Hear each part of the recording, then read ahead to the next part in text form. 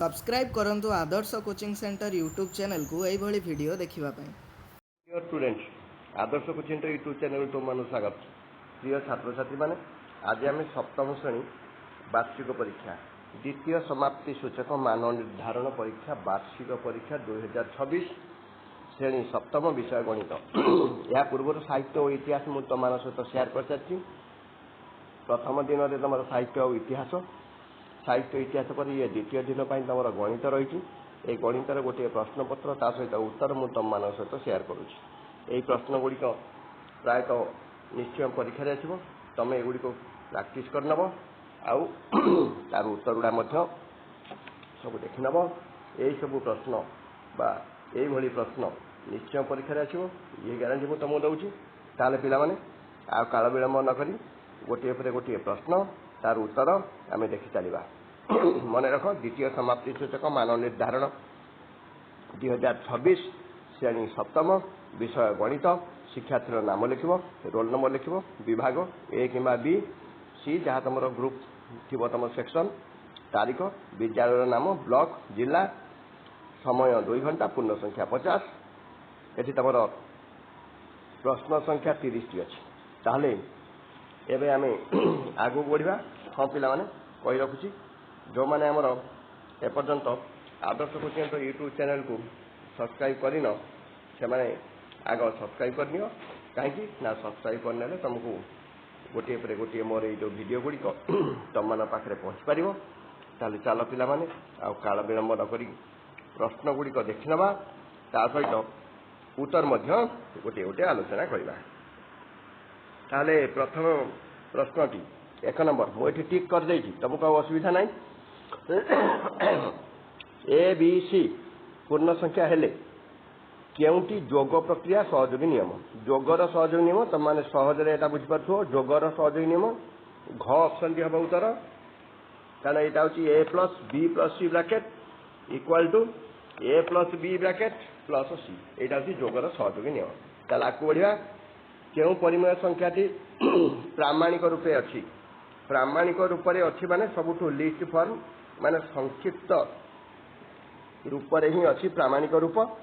तेणु 19/25 एक आउ संक्षिप्त करहबनी। ता तले ग ऑप्शन देख 7/21 एक आउ छोट करहब 1/3 हो पार। -9/21 ख ऑप्शन ये भी उत्तर हेनी, कारण ये 3 कटी -3/7 हो पार। 12/24 तो 1/2 हो पार। तेणु जी आउ कटब ना लिस्ट फॉर्म सबुठार संक्षिप्त रूप से हूँ तुम असल उत्तर। ताले चलो आकु बढ़ा। 3 नंबर प्रश्न तुम जान ना ना एक रु आम आगू बढ़ा।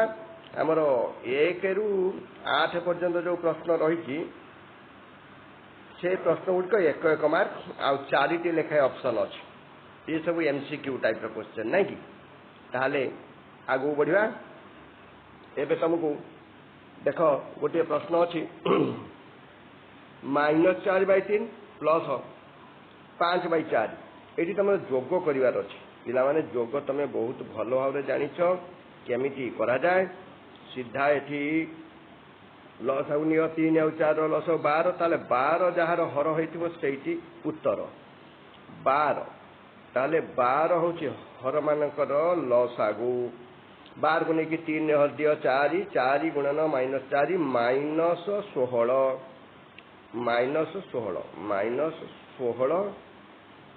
-16 एटा भल कि लिख होनी। -16 प्लस चिन्ह दे दियो, प्लस चिन्ह तापर लिखि दियो 12 को लेकिन 4 हर दियो 3 3 5 15। ताले 3 5 यहाँ 15 3 5 15। ताले 3 आउ 4 लसा को ये 12 गला। 12 को 3 हरदे 4 रहा। 4 को 4 जो गुणीदे -16 भल कि देख -16 यहाँ माइनस चिन्ह जमा कहीं मार्कर लिखनी। -16 प्लस 15 ताले उत्तर हम -1/12। ताले समान चिन्ह दियो -1/12 -1/12 ହେଉଛି ଉତ୍ତର। -1/12 ତାହେଲେ ପିଲାମାନେ ଉତ୍ତର ତମେ ଜାଣିଗଲ। ଏବେ ଆମେ ଆଗକୁ ବଢ଼ିବା। ଉତ୍ତର -1 ଏଇ 1ଟି ବି ଭଲିକି ଲେଖିବନି -1/12 ବାସ୍।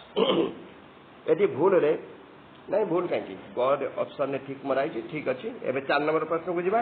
4 ନମ୍ବର ପ୍ରଶ୍ନ ତ୍ରିଭୁଜର ମଧ୍ୟମା ଗୁଡ଼ିକ ପରସ୍ପର କେତୋଟି ବିନ୍ଦୁ ଛେଦ କରନ୍ତି? ଉତ୍ତର 1ଟି ବିନ୍ଦୁ। 5 ନମ୍ବର ପ୍ରଶ୍ନ ତ୍ରିଭୁଜର ଗୋଟିଏ କୋଣର ପରିମାଣ 75 ଅନ୍ୟ 2ଟି କୋଣର ପରିମାଣ ନିମ୍ନ ମଧ୍ୟରୁ ଠିକ୍ ଉତ୍ତରଟି କ'ଣ ହେଇପାରେ? ତମେ ଭଲ ଭାବରେ ଜାଣିଛ ତ୍ରିଭୁଜର 3 କୋଣର ପରିମାଣର ସମସ୍ତେ ମିଶିକି 180 ଡିଗ୍ରୀ। ଯଦି ଗୋଟିଏ 75 ହେଲା ତାହେଲେ ଆଉ 2ଟା ମିଶିକି 105 ଡିଗ୍ରୀ ହେବ। ତାହେଲେ ଅପସନ୍ ନମ୍ବର ଖ ହିଁ ହେବ ତମର ଉତ୍ତର 55 ଡିଗ୍ରୀ ଓ 50 ଡିଗ୍ରୀ। 6 ନମ୍ବର ପ୍ରଶ୍ନକୁ ଯିବା। ଗୋଟିଏ କଲମକୁ 50 ଟଙ୍କାରେ ବିକ୍ରି କଲେ 25% ଲାଭ ହୁଏ। ଲାଭ ପରିମାଣ 50% ବୃଦ୍ଧି ପାଇଁ କଲମକୁ କେତେ ଟଙ୍କାରେ ବିକ୍ରି କରିବାକୁ ପଡ଼ିବ?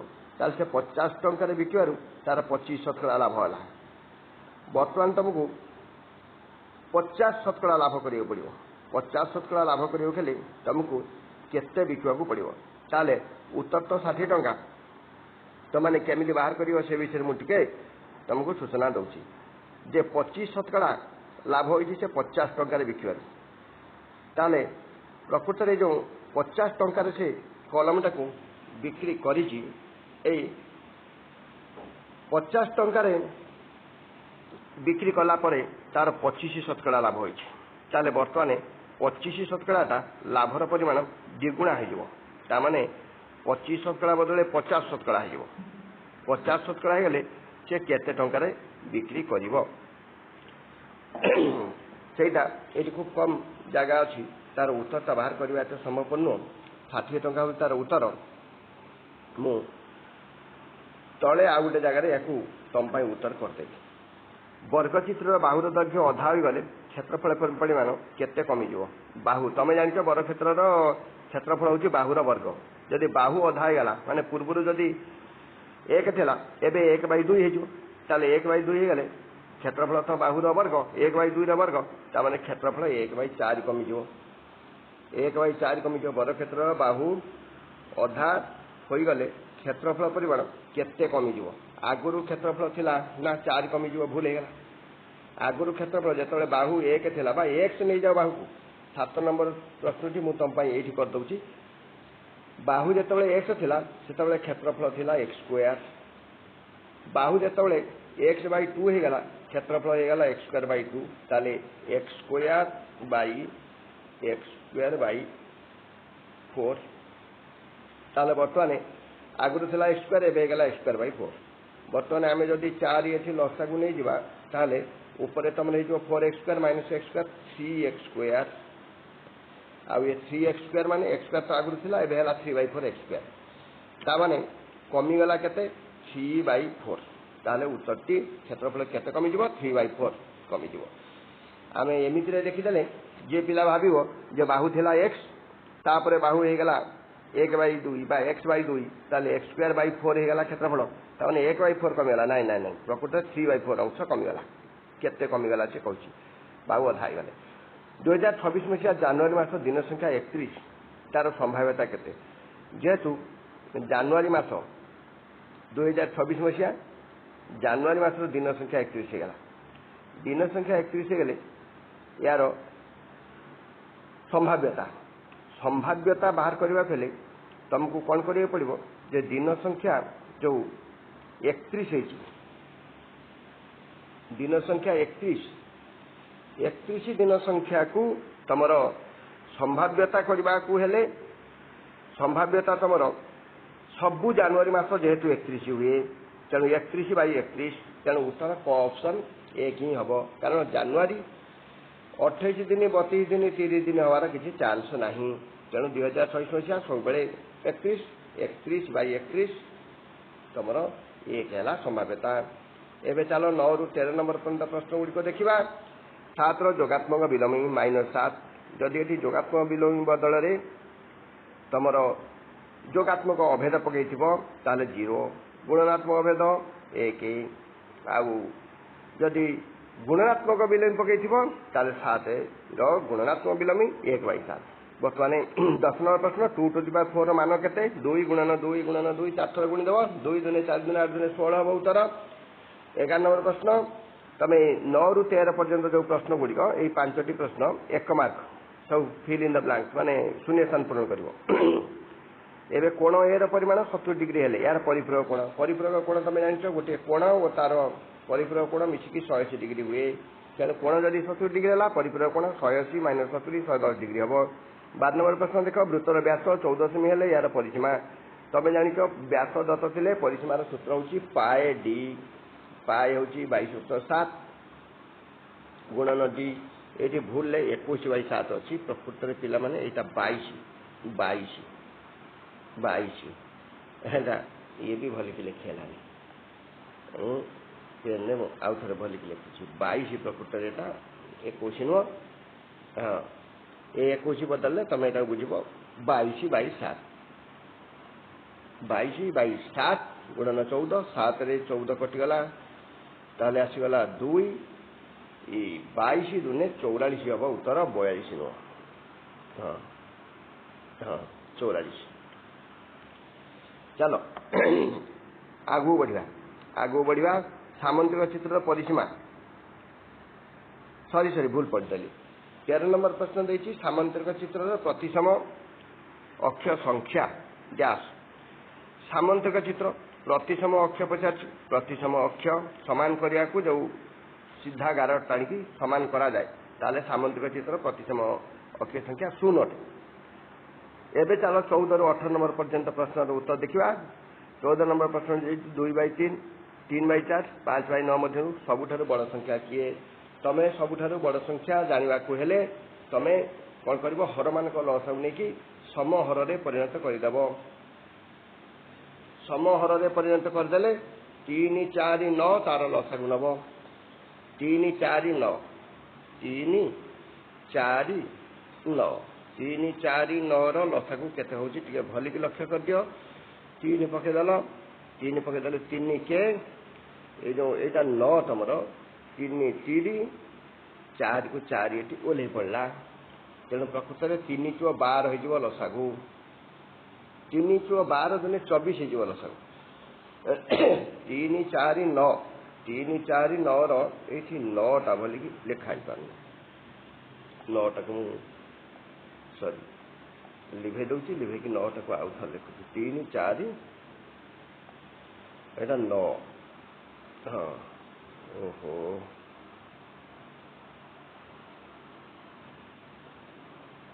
नौ जमा कहीं भल के लिखे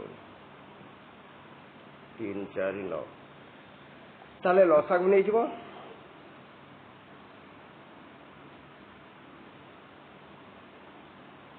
3 4 9 3 4 9 लसागु 3 के 3 3 4 9 एटा किसी नुह 3 4 9 3 4 9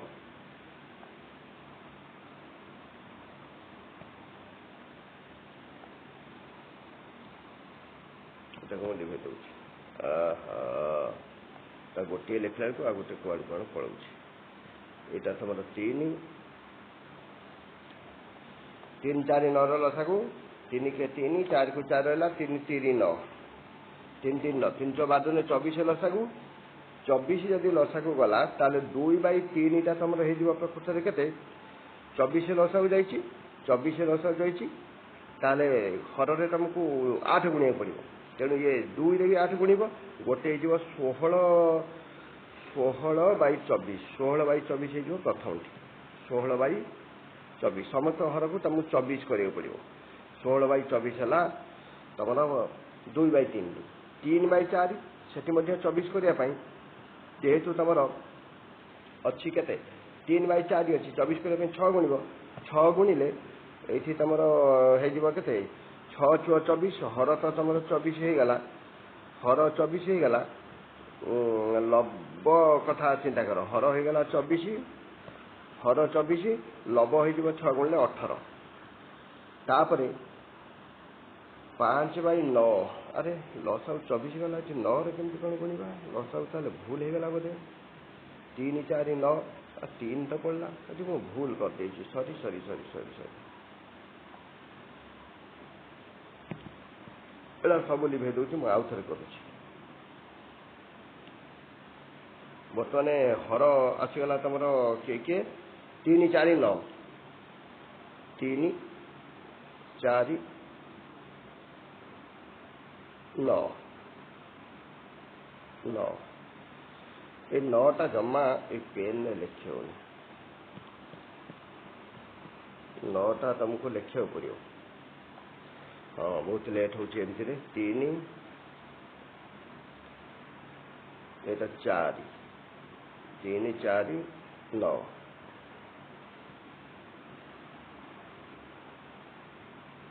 3 4 9 आम जदि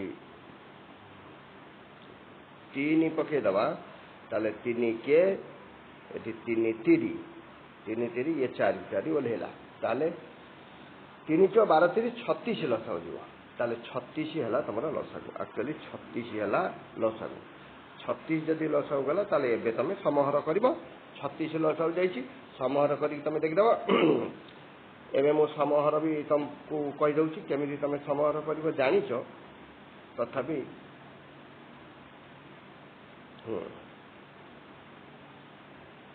हौ ताले 36 केमिति हर कर 36 से मुझे देखे दूसरी 2/3 जोटा अच्छी से 36 करा 12 3 36 तेणु 12 दुने 24 12 दुने 24 24 बाद में 24/36 24/36 हाँ आगू बढ़ा ये लिखा जमा ये बोर्ड संभव होनी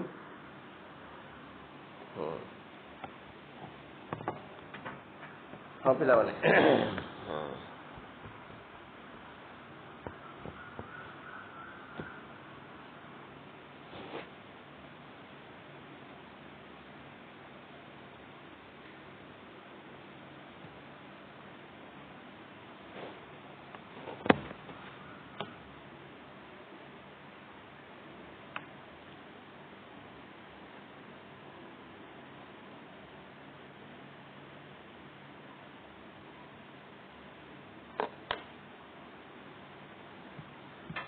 एते परिमाण ध्यान हो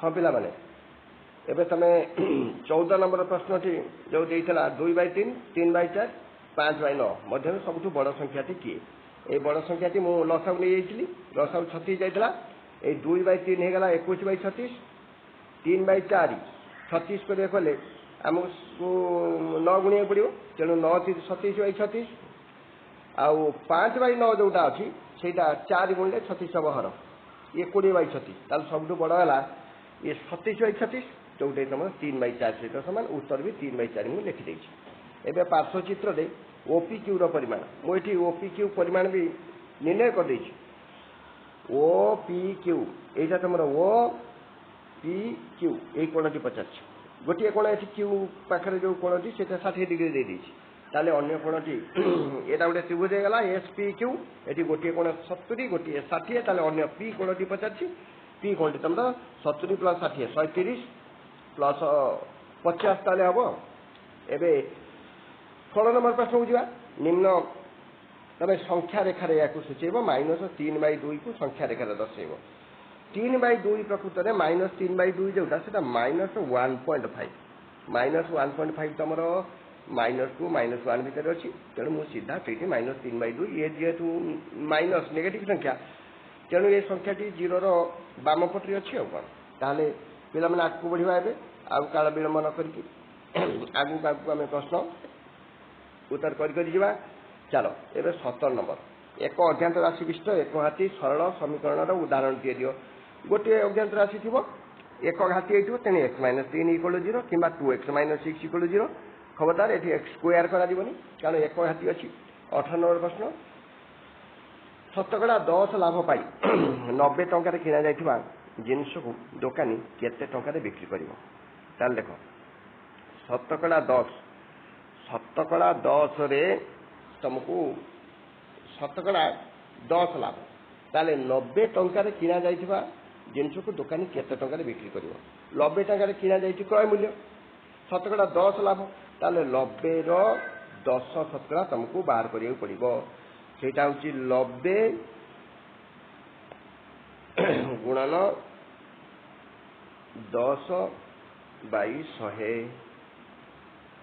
ବର୍ତ୍ତମାନ ଏଇଟା 90, ଏଇଟା 90 ଟିକେ ଭଲିକି ଲେଖିବନି। ହଁ ଏବେ ହେଲା। ତେଣୁ ବର୍ତ୍ତମାନ ତଳେ 2ଟା ଶୂନ ଉପରେ 2ଟା ଶୂନ କଟିଗଲେ ଉପରେ 9 କେ 9। ତେଣୁ 90ରେ କିଣା ହେଇଥିଲା 9 ଟଙ୍କା ଲାଭ ଆସିଗଲା, 69 ଟଙ୍କାରେ ବିକ୍ରି କରାଯିବ। 19ରୁ 26 ନମ୍ବର ପର୍ଯ୍ୟନ୍ତ ପ୍ରଶ୍ନ ବର୍ତ୍ତମାନ ଆମକୁ କରିବାକୁ ପଡ଼ିବ। ଇଏ 2 ମାର୍କିଆ ଶୂନ। 25 ଗୁଣନ -28 ପ୍ଲସ୍ -15 ଗୁଣନ -28ର ମାନ ନିର୍ଣ୍ଣୟ କର। ଖୁବ୍ ସୁନ୍ଦର ଭାବରେ ଏଠି 25କୁ ଆମେ 25 ପ୍ଲସ୍ -15 -28 ଯଦି ଆମେ କମନ୍ ନେଇଯିବା, ବାହାରକୁ ନେଇଯିବା, ଦେଖ ତୁମର -28 ଏଠି ବି ଅଛି, ଏଠି ବି ଅଛି। -28 ଯଦି ବାହାରକୁ ପଳେଇଲା ବ୍ରାକେଟ୍ ଭିତରେ ରହିଯିବ 25 ପ୍ଲସ୍ -15। ଆଉ 25 ପ୍ଲସ୍ -15 10 ଗୁଣନ -28 228 -228 ହିଁ ଉତ୍ତର। ତାହେଲେ ଏଇ ଚାଲ ଆଗକୁ ବଢ଼ିବା। ତୁମ ବିଦ୍ୟାଳୟରେ ମୋଟ 259 ଜଣ ଶିକ୍ଷାର୍ଥୀ ପଢ଼ନ୍ତି। ସେଥିରୁ 3/7 ଅଂଶ କ'ଣ କରନ୍ତି ନା ବାଳକ। ତାହେଲେ ସେମାନଙ୍କ ସଂଖ୍ୟା କେତେ? ତାହେଲେ ଅତି ସୁନ୍ଦର ପ୍ରଶ୍ନଟିଏ। 259ର 3/7, ତାହେଲେ 259 259 × 3/7। 7ରେ ଯଦି ଆମେ 259କୁ କଟେଇ ଦେବା ତାହେଲେ 7 3 21 4 ବଳିଲା 49 7 7 7 3 21 7 7 ତାହେଲେ 37। ଏଠି ଗୋଟେ 3 ଅଛି, 3 ଏଠି ପ୍ଲସ୍ ଭୁଲ ହେଇଯାଇଛି, ପ୍ରକୃତରେ ଏଇଟା ଗୁଣନ ଚିହ୍ନ। ହଁ ବାସ୍ 37 ଗୁଣନ 3 3 7 21 1 ହେଲା 2 3 3 9 2 11 111 ଜଣ। ତାହେଲେ ବାଳକ ସଂଖ୍ୟା 111 ଜଣ। ଏଠି ସେ ବାଳିକା ସଂଖ୍ୟା ବି ପଚାରିଛି। ତାହେଲେ ବାଳକ ତ ଦେଇଦେଲା 3/7 ଅଂଶ, ବାଳିକା କେତେ? ତାହେଲେ ବାଳିକା ହେଇଗଲା ମୋଟ ପିଲା ହେଉଛନ୍ତି 259 -111 ଆଉ ରହିଲା 148। ଏବେ ପାର୍ଶ୍ୱଚିତ୍ର ଅନ୍ତସ୍ଥ ଏକାନ୍ତର କୋଣ ଦୁଇଟିକୁ ଲେଖ। ତାହେଲେ ଏଠି ଏକାନ୍ତର କୋଣ ଛେଦକର ଉଭୟ ପାର୍ଶ୍ୱରେ ଏକାନ୍ତର କୋଣ ଥାଏ। ପୁଣି ଏଠୁ ଅନ୍ତସ୍ଥ ପଚାରିଛି ମାନେ ଏ ଭିତରେ ହେଇଯିବ। ତାହେଲେ ଏଇ ଯେଉଁ ଷ୍ଟିକ୍ ଚିହ୍ନ ଦୁଇଟି ମୁଁ କରିଛି ସେଇ କୋଣ ଦୁଇଟି ଏକାନ୍ତର କୋଣ। ତମକୁ ତା ନାଁ କିନ୍ତୁ ଲେଖିବାକୁ ପଡ଼ିବ। ଏଇ କୋଣ ଦୁଇଟି ପାର୍ଶ୍ୱଚିତ୍ରରେ ଅନ୍ତସ୍ଥ ଏକାନ୍ତର କୋଣ ଯୋଡ଼ିକୁ ଲେଖ ସିଏ କହିଛି। ତାହେଲେ ଏଇ ଯେଉଁ ଏକାନ୍ତର କୋଣ ମୁଁ ଏଠି ଚିହ୍ନ ଦେଇଛି, ଇଏ ଗୋଟିଏ ଆଉ ଇଏ ଗୋଟିଏ, ଇଏ ହେଲା ଏକାନ୍ତର। ତାହେଲେ MBN ଗୋଟିଏ କୋଣ ହେଲା ଭୁଲ ପଡ଼ିଲି BMN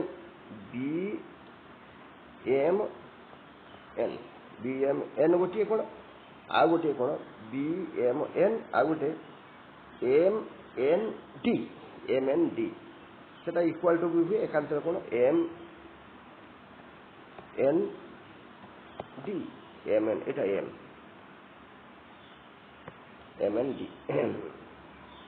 MND ସରିଗଲା। ଏବେ ଆମେ ଆଗକୁ ବଢ଼ିବା। 22 ନମ୍ବର ପ୍ରଶ୍ନ। ଏ 22 ନମ୍ବରଟି ମୁଁ ତୁମ ପାଇଁ ଉତ୍ତର କରିଦେଇଛି। 15x + 10y + 7 ଓ 18 - 7y + 3xକୁ ଯୋଗ କର।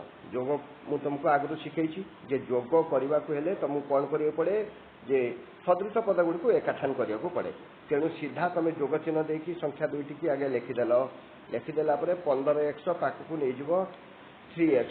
ତେଣୁ 15x ପାଖକୁ 3x ଆସିଗଲା। 15x + 3x ପ୍ଲସ୍ ଚିହ୍ନ ଦେଇଦେଲ।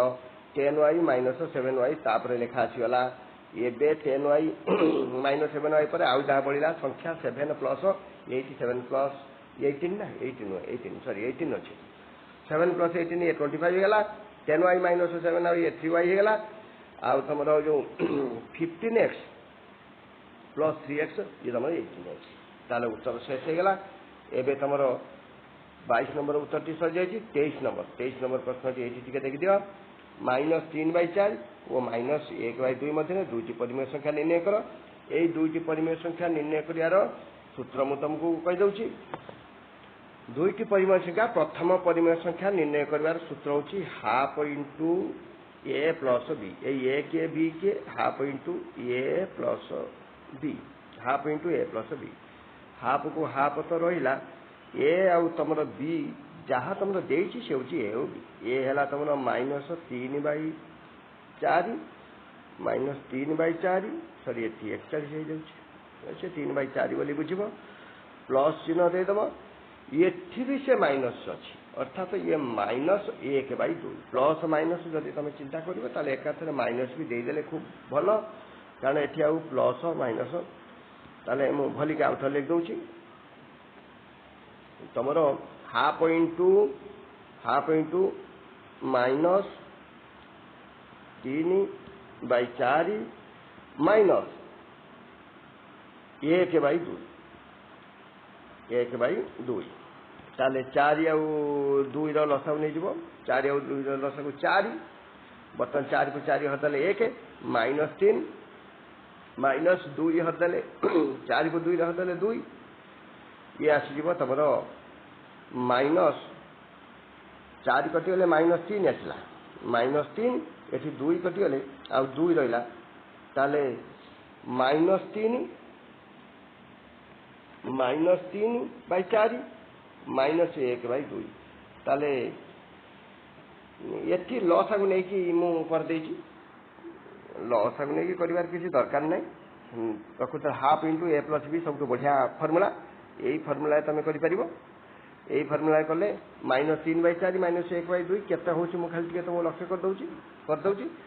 2 आउ 4 लसागु ये नहीं गल 2 आउ 4 लसागु 4 एबे 4 को लेकिन 4 हरदब जदि 1 रही ये -3 जेहेतु अच्छी 1 इंटू -3 तापर पुणी से माइनस चिन्ह रहा 4 को 2 हरदेले 2 2 के 2 ताले आसीगला -3 -2 -5/4 बर्तमान तादर जब तुम हाफ गुणी दब कारण हाफ इंटू अच्छी ना हाफ जब गुणी दब -5/8 -5/8 हम उत्तर आउ गोटे तुम सेमती बाहर कर मुझे -8/12 -7/12 तुम यहाँ बाहर कर देती तुम यहाँ निजे बाहर करके उत्तर कर किसी असुविधा ना एवं आसला त्रिभुज ए बी सी रे हाँ या तुम जदि प्रथमटा बाहरी गला x1 तापर द्वितीयटा केमती बाहर कर मुझे उत्तर करदे द्वितीयटी तुम 1/2 रहा ब्राकेट रे ए प्लस प्रथमटा जो बाहर थो x1 यहीटा ही हम द्वितीय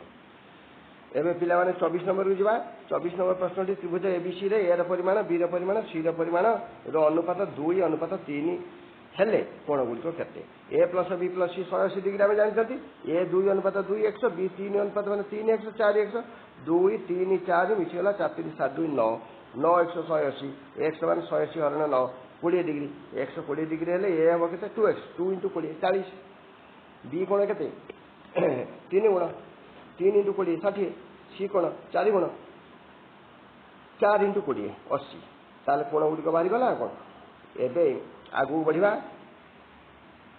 एवं 25 नंबर प्रश्न दत्त चित्र में 2टी प्रतिसम अक्ष अंकन कर ये प्रतिसम अक्ष 2टी मुझे अंकन कर तुम किसी असुविधा ना ये गोटे संभाव त्रिभुज तेणु 3टी बिंदु 3टी प्रतिसम अक्ष अंकन कर 2टी पचार एवं 26 नंबर प्रश्न को जावा लुडु गोटी को थरे गड़े 5 रु कम पड़ार संभाव्यता 5 रु कम माने 1 2 3 4 पर्यंत उत्तर आसो ये मुझे लिखिदे ताले मोट 6 प्रकार माने 1 2 3 4 5 6 लुडु गोटे 6टी दान थाए तुम दरकार 1 2 3 4 4टी दरकार ताले संभाव्यता हम 4/6 2 जब काटी दियो 2 2 2 3 ताले प्रकृत में 4/6 न लिखि तुम 2/3 लिखिपर 2/3 एवं 27 नंबर प्रश्न 27 रु 30 प्रत्येक प्रश्न उत्तर उपयुक्त गाणितिक धारा अनुसार कर 416 लंग क्वेश्चन एवं 27 number 3 to the 4 10 to the 4 into 125 divided by 5 Q 6 Q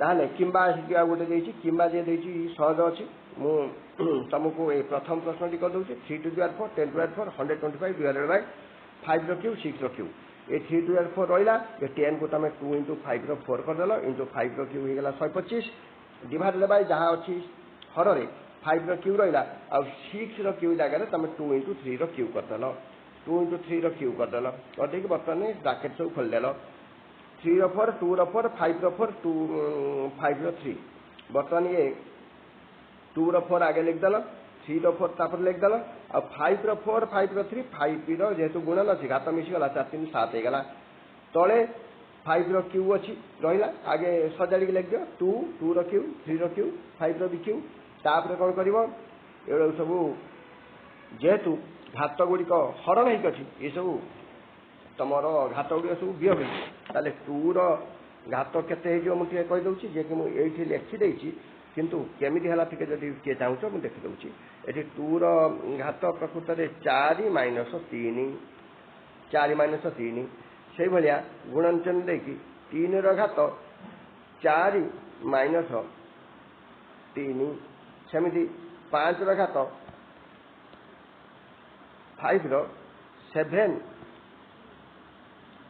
minus 3 ताले 4 माइनस 3 1 गोटे 2 3 रो घात 4 माइनस 3 से 1 केवल 3 5 रो घात 7 माइनस 3 4 जे कि 5 रू 4 थर गुणे 6 25 तेणु ये 2 गुणन 3 गुणन 6 25 ताले 1950 तुम उत्तर जो मैंने किंबा करने चाहूँ से मुझे हिंट्स दे दूसरी से किंबा भी कर भी सहज अच्छी किंबा अच्छी 2 to the power 8 3 to the power 5 5 to the power 3 हरण 6 to the power 3 ताले 2 to the power 6 जे लिखा कथा से आगे रखी दियो 2 to the power 6 रहीगला ताको किसी हाथ मारिबार नहीं तार किसी सजाड़िबार नहीं किंबा गुणन चिन्ह दे दियो 3 to the power 5 ये 3 to the power 5 मध्य सेमती रहिला 3 to the power 5 एबे गुणन गुणन 5 to the power 3 ये मध्य सेमती रहिला जो हरण चिन्ह देछि ये हरण 6 जगह लिखि दियो 2 गुणन 3 2 गुणन 3 2 गुणन 3 रो घात अछि केते 3 बर्तमान ब्रैकेट को खोली दियो ब्रैकेट एटा 2 ब्रैकेट को खोली देले ये 2 to the power 6 गुणन 3 to the power 5 एटा 5 गुणन ये 5 to the power 3 5 to the power 3 हरण आसीगला हरण 2 to the power 3 गुणन 3 to the power 3 बर्तमान ये 2 सहित ये 2 3 सहित 3 ताले एमिति मध्य तमे करि पारियो एमिति करि पाले 2 to the power 6 हरण 2 to the power 3 J कहिगला 2 to the power 6 minus 3 गुणन चिन्ह दे दियो 3 to the power यदि 5 अच्छी ताले 3 to the power 5 minus 3 to the power 3 जोटा सेटा 3 आ गुणन 5 रो 3 को 5 रो 3 रहिला एबे तमे कोन करिवो एटा को 2 to the power 6 minus 3 थिला जे के हेगला 2 to the power 3 गुणन 3 to the power 5 minus 3 थिला जे कि 3 to the power हेगला 5 रो 3 गले 2 गुणन 5 रो power 3 तो अछि एबे तमे केवल गुणी के उत्तर लिख दबो 3 to the power 3 जे हला सेला 8 गुणन 3 रो स्क्वायर 9 गुणन 5 रो क्यूब हला 125 बस उत्तर हे जो गुणी दे के 125 अस्ता 1000 1000 गुणन 9 9000 उत्तर आसु जे लिखि तल 9000